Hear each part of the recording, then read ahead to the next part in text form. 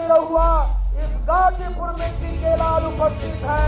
मैं उनसे आग्रह करूंगा कि आप आए और अपना उद्बोधन रखें। दिनेश लाल यादव निरहुआ जी,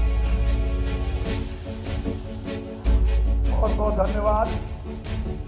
सबसे पहले तो हम ये चाहते हैं कि गाजीपुर के धरती पे पूज्य महाराज जी का स्वागत हो, तो सभी लोग खड़े होकर के और एक बार मेरे साथ जयकारा लगा के स्वागत करिए। महाराज जी को जय श्री राम, महाराज जी को जय श्री राम, महाराज जी को जय श्री राम। आज गाजीपुर की धरती पे, शहीदों की धरती पे, वीरों की धरती पे, साहित्यकारों की धरती पे, संतों की, ऋषियों की धरती पे, गाजीपुर में आज हम लोग पूज्य योगी आदित्यनाथ महाराज जी का अभिनंदन कर रहे हैं। आज पूज्य महाराज जी का हम लोगों को मार्गदर्शन मिलेगा और मैं यहाँ ज्यादा भाषण नहीं करूंगा क्योंकि पूज्य महाराज जी आ चुके हैं, तो हम लोग उनका ही मार्गदर्शन लेंगे। मैं सिर्फ 2 लाइन कहना चाहता हूं और अगर आप भी सहमत हैं तो आप ताली बजा के स्वागत जरूर करिएगा। 2 लाइन।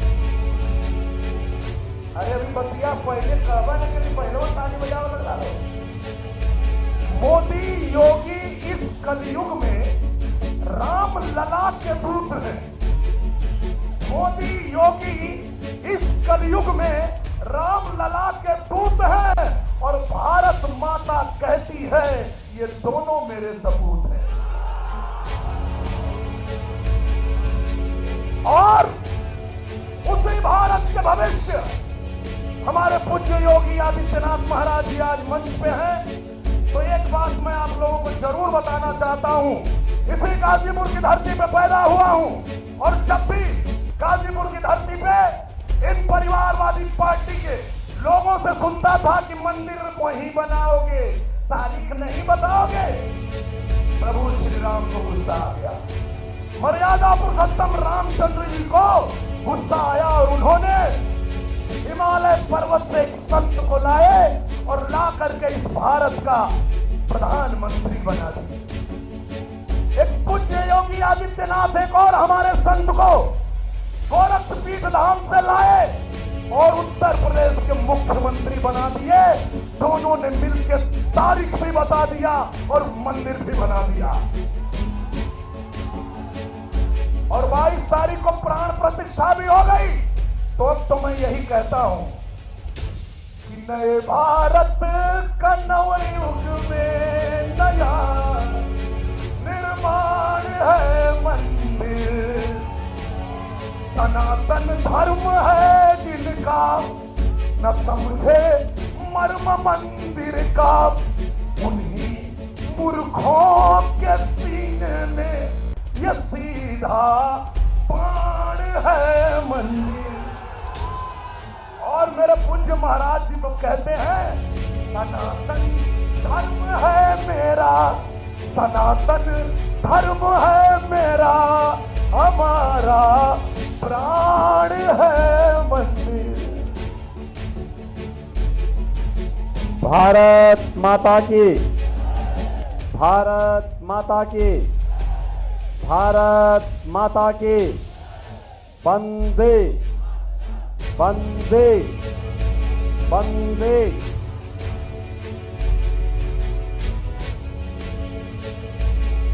महाराज गांधी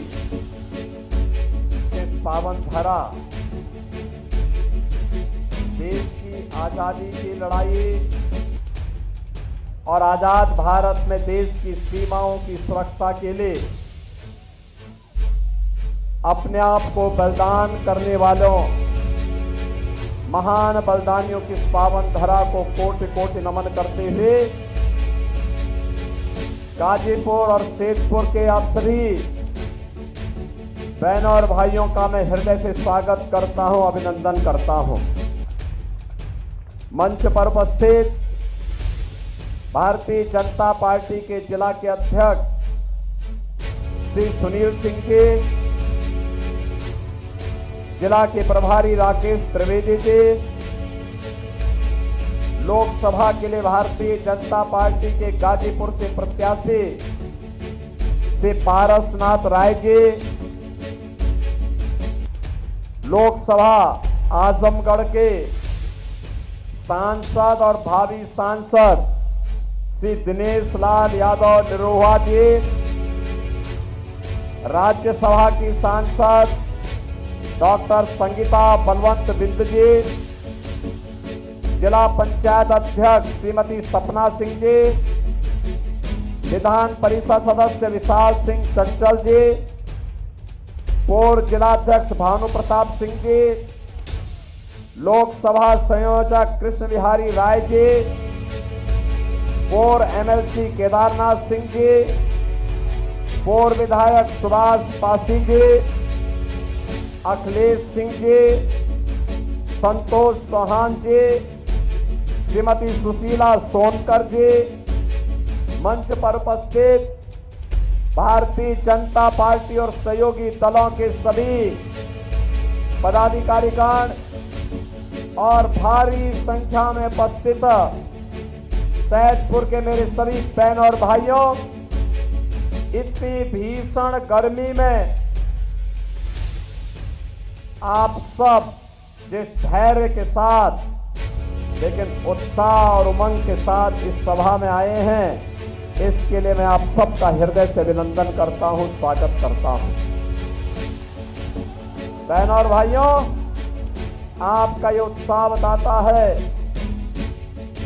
कि 4 जून को यहां का परिणाम भी पूरे देश के परिणाम के साथ आएगा और अब की बार 400 पार में गाजीपुर भी शामिल होगा। सहमत है ना? सभी लोग सहमत हैं? बहनों और भाइयों, होना भी चाहिए, ये होना भी चाहिए। आप याद करिए 2014 के पहले हम सब नारा लगाते थे, एक ही नारा होता था कि रामलला हम आएंगे, मंदिर वहीं बनाएंगे, बोलते थे ना। और ये समाजवादी पार्टी और कांग्रेस के लोग हम पे हंसते थे ना। और महाराज गादी के पुत्र महर्षि विश्वामित्र जी ने इसी धरती से शंखनाद किया था। क्या कहा था? गादी तनय मन चिंता व्यापी, हर बिनु मरहि ना निस्सर पापी।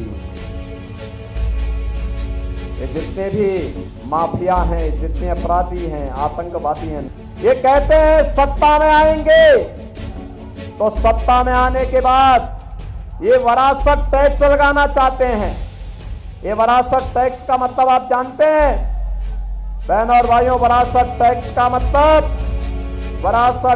का मतलब है आपके बाप दादों ने, आपके पूर्वजों ने कोई प्रॉपर्टी बनाई, वह प्रॉपर्टी आज आपको मिली, तो कांग्रेस और समाजवादी पार्टी की अगर सरकार आई तो कह रहे हैं कि हम सर्वे करा करके विरासत टैक्स लगा करके आधी प्रॉपर्टी ले लेंगे। क्या आप अपनी प्रॉपर्टी में से आधा हिस्सा क्या किसी लोगों को दे देंगे? क्या लेने देंगे क्या? और फिर कहते हैं इस प्रॉपर्टी को पाकिस्तान, बांग्लादेश और अफगानिस्तान से आए हुए घुसपैठियों को बांट डालेंगे। क्या आप इसको स्वीकार करेंगे क्या? अरे ये तो औरंगजेब का जजिया कर है। औरंगजेब एक क्रूर बादशाह हुआ था मुगलों का। कोई मुसलमान भी अपने पुत्र का नाम औरंगजेब नहीं रखता, क्योंकि औरंगजेब ने पहले अपने भाई की हत्या की। औरंगजेब ने फिर अपने बाप को जेल में बंद किया। औरंगजेब का बाप शाहजहां, ये वही शाहजहां है जिसने आगरा का किला बनाया, आगरा का ताजमहल बनाया था। और ताजमहल बनाने वाला शाहजहां अंतिम जीवन एक एक बूंद पानी के लिए तरसते तरसते मर गया। उसने अपनी जीवनी में लिखा कि दुष्ट औरंगजेब, तो जैसा पुत्र कभी किसी को पैदा न हो, तूने जीते जी मुझे एक एक बूंद पानी के लिए तरसाया है, और तुझसे अच्छा तो ये हिंदू है। अपने पूर्वजों का, बड़े बुजुर्गों का सम्मान करता है और मरने के बाद भी श्राद्ध और तर्पण के माध्यम से उन्हें जल देने का काम करता है। तूने तो मुझे एक एक बूंद पानी के लिए तरसाया है। बहनों और भाइयों, ये कांग्रेस और समाजवादी पार्टी का जो गठबंधन है ना, इनमें अब औरंगजेब की आत्मा घुस गई है। इसलिए ये विरासत टैक्स के नाम पर आप पर जजिया कर लगाना चाहते हैं। इसको कतई नहीं होने देना। औरंगजेब को फिर से भारत में नहीं पनपने देना है, उसको दफन ही रहने देना है। हमने इसीलिए तो एक और अयोध्या में रामलला विराजमान हुए और दूसरा माफिया को मिट्टी में मिलाने का काम भी हुआ। ये दोनों काम एक साथ चले हैं, तब उत्तर प्रदेश में शांति हुई है। आज पर्व और त्योहारों के दिन कोई दंगा करता है क्या? आज कोई कर सकता है क्या? बेटी और व्यापारी की सुरक्षा के लिए कोई खतरा बनेगा क्या? अगर बनेगा तो दूसरे चौराहे पर यमराज उसका इंतजार कर रहे होंगे। और इसीलिए बहनों और भाइयों, हम लोग आए हैं। एक अवसर है गाजीपुर के लिए, और गाजीपुर भी फिर एक बार मोदी सरकार में सहभागी बनने को तैयार हैं। पारसनाथ राय जी भारी बहुमत से विजयी बनकर के जाएंगे। दोनों हाथ ला करके मुझे आश्वस्त करो। मैं जानता हूं पंडाल छोटा पड़ गया है, सड़क में उस पार भी जो लोग खड़े हैं वे भी चांद छाया के नीचे खड़े हैं। मैं देखूं ना देखूं, दोनों हाथ ला करके संकल्प के साथ खड़े होकर के मुझे बताओ, आप सहमत हैं? सहमत हैं? पारसनाथ राय जी को जिता के भेजेंगे, लेकिन इसके लिए दो काम करने पड़ेंगे। आपको अगले 5 दिन प्रत्येक व्यक्ति को, यहां पे आने वाले प्रत्येक व्यक्ति को 5-5 परिवार में जनसंपर्क करके कमल खिलाने का अनुरोध करना होगा। करेंगे? और दूसरा, 5 दिन में 25 परिवार, 25 परिवार का मतलब 100 से लेके 125 वोट।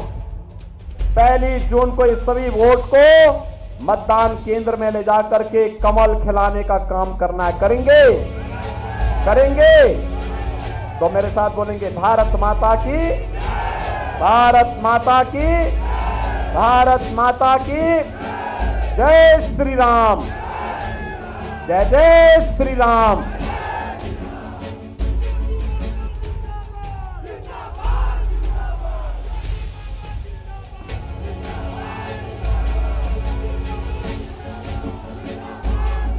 निश्चित रूप से पूज्य महाराज श्री का जो पवित्र संकल्प है उसको गाजीपुर के नौजवान पूरा करेंगे।